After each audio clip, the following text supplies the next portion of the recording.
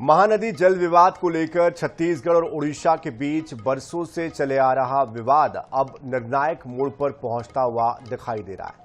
महानदी जल विवाद ट्रिब्यूनल ने दोनों राज्यों से कहा है कि वो आपसी सहमति से समाधान निकालने की कोशिश करे और 11 जुलाई तक अपनी स्थिति को स्पष्ट करे, नहीं तो इस पूरे मसले पर ट्रिब्यूनल का फैसला अंतिम होगा और इसको मानना पड़ेगा।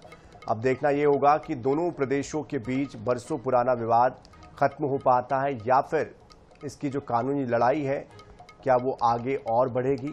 देखिए हमारी इस खास रिपोर्ट। महानदी छत्तीसगढ़ से निकलकर ओडिशा होते हुए बंगाल की खाड़ी में मिलती है। दोनों ही राज्यों के बीच विवाद तब शुरू हुआ जब छत्तीसगढ़ में नदी और उसकी सहायक नदियों पर कई बैराज और एनीकेट बनाए गए। ओडिशा सरकार का आरोप है कि इससे उसके हिस्से में आने वाले पानी की मात्रा प्रभावित हो रही है।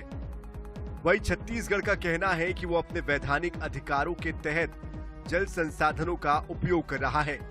वहीं केंद्र सरकार ने इस विवाद के समाधान के लिए साल 2018 में महानदी जल विवाद ट्रिब्यूनल का गठन किया था।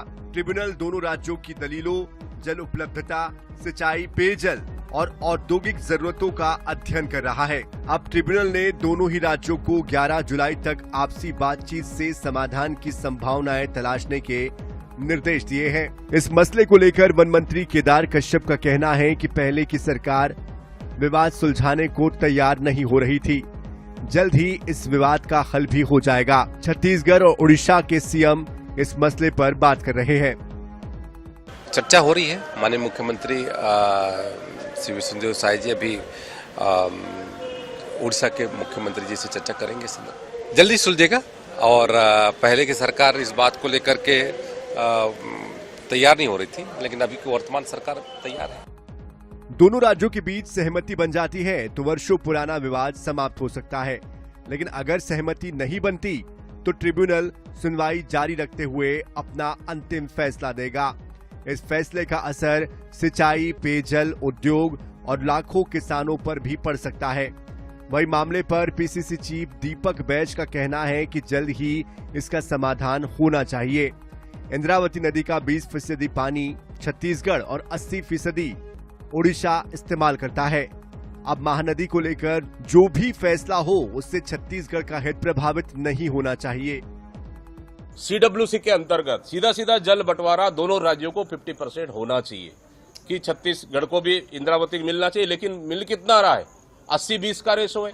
सिर्फ 20% छत्तीसगढ़ को मिल रहा है, 80 सीधा उड़ीसा को मिल रहा है। वही महानदी का आखिर सरकार को, राज्य सरकार को, दोनों जगह डबल इंजन की सरकार है, सरकार को अपने छत्तीसगढ़ का हित देखना चाहिए। महानदी सिर्फ एक नदी नहीं है बल्कि छत्तीसगढ़ और ओडिशा की जीवन रेखा है। ऐसे में 11 जुलाई की समय सीमा बेहद अहम मानी जा रही है। अब सबकी नजरें इस बात पर है कि दोनों राज्य आपसी सहमति से रास्ता निकालते हैं या फिर फैसला ट्रिब्यूनल के अंतिम आदेश पर छोड़ दिया जाएगा। बहरहाल सभी उम्मीद कर रहे हैं कि निर्णय जो भी आए, लेकिन इससे छत्तीसगढ़ के हितों पर असर नहीं पड़ना चाहिए। मनोज नायक, INS 24/7, रायपुर।